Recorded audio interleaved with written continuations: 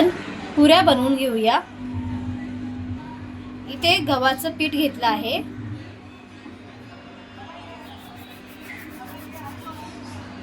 अर्धा चम्मच ओवा,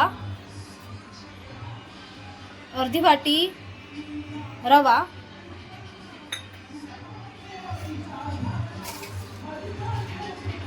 चवीनुसार मीठ,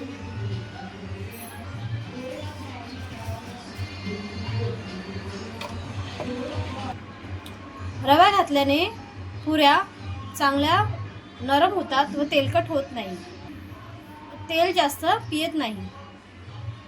1 चम्मच तेल घालूया।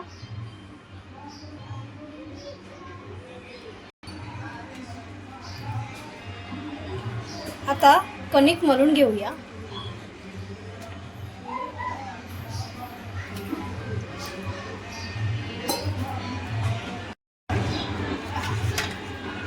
कणिक आता चांगलं मळून झालं आहे। 10 मिनिटं झाकण ठेवून बाजूला ठेवूया। आता पुऱ्या लाटून घेऊया। आता आपल्या पुऱ्या लाटून झाल्या आहेत, आपण तळून घेऊया।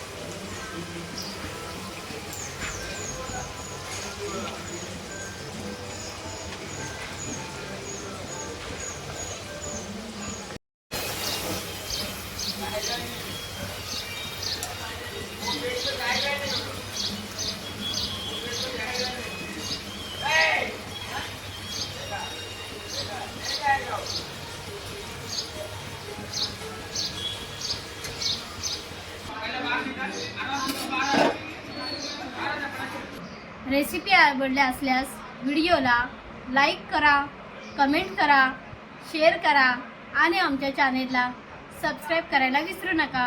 धन्यवाद।